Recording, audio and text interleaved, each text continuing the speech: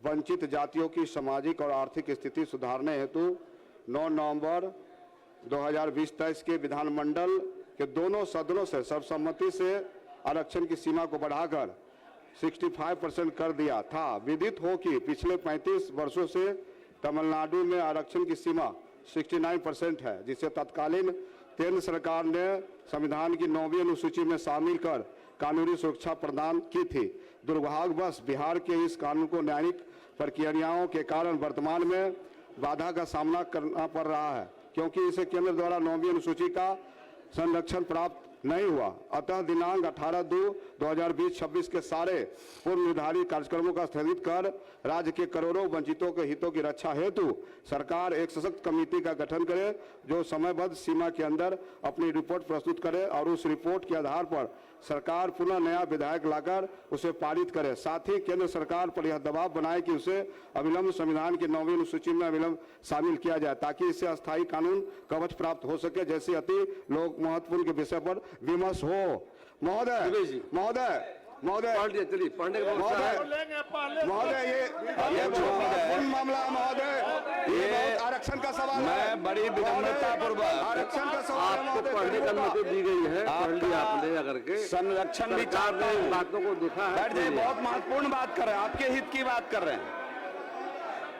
मैं अध्यक्ष महोदय, आपका तो बड़ा लंबा अनुभव रहा है अध्यक्ष महोदय इस सदन में, और आपने कई मुख्यमंत्रियों के साथ काम किया है, लालू जी, राबड़ी जी, जीतन राम मांझी जी, और वर्तमान में बिहार के सर्वप्रिय, मनप्रिय, जनप्रिय, लोकप्रिय मुख्यमंत्री जी के साथ आपने काम किया है। अध्यक्ष महोदय,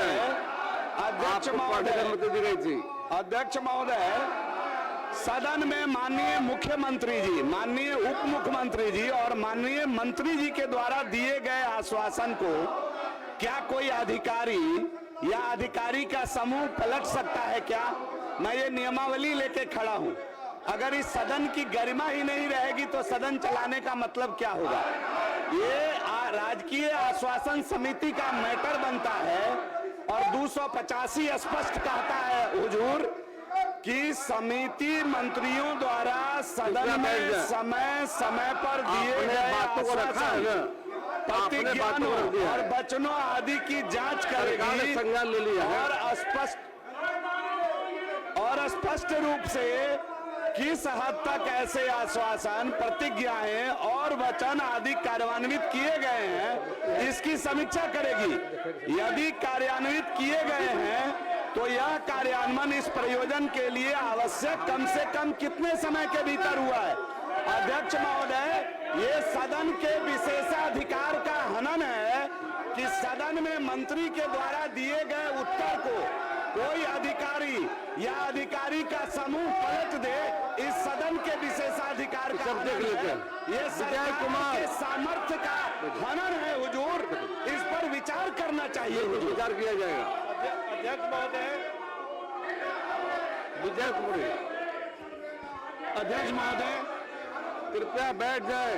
मैं कटिहार जिला खुल गई है, तो मैं कटिहार जिला अंतर्गत बरारी विधानसभा के कुर्सेला प्रखंड के कुर्सेला बाजार में दिनांक 15/2/2026 को भीषण आग से लगभग 25 करोड़ की क्षति हुई है, जिसमें 500 दुकान भी जल करके राख हो गए। अतः अध्यक्ष महोदय, मैं सदन के माध्यम से अग्नि पीड़ित परिवारों को मुख्यमंत्री सहायता राशि योजना से पीड़ित परिवारों को 10-10 लाख रुपया देने की मांग सरकार से करता हूं।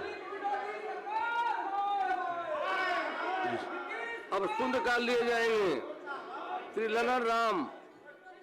माननीय अध्यक्ष महोदय, बिहार राज्य अंतर्गत शिक्षा सेवक, टोला सेवक विकास मित्र एवं तालीम मरकज को राज्यकर्मी का दर्जा, मानदेय बढ़ोतरी एवं आवास योजना कॉलोनी का लाभ देने के सरकार से मांग करता हूं। अध्यक्ष महोदय, लोकतंत्र में सबसे बड़ा चीज है विश्वास। इसीलिए जनता इन लोगों को 25 सीट पर पहुंचा दिया कि जनता के ऊपर इनका विश्वास ही नहीं है। अब आज यहां पर जातीय गणना की लड़ाई लड़ रहे हैं कि 85% दो। जब इनकी सरकार थी तो अति पिछड़ों के कर्पूरी जी का जो आरक्षण था उसको भी खत्म करने की कोशिश कर रहे थे। जब तक जनता पे विश्वास नहीं होगा और लोकतंत्र में संख्या नहीं होगी तब तक यहां बेल में आके हल्ला करने से क्या फायदा है। श्रीमती विनीता मेहता।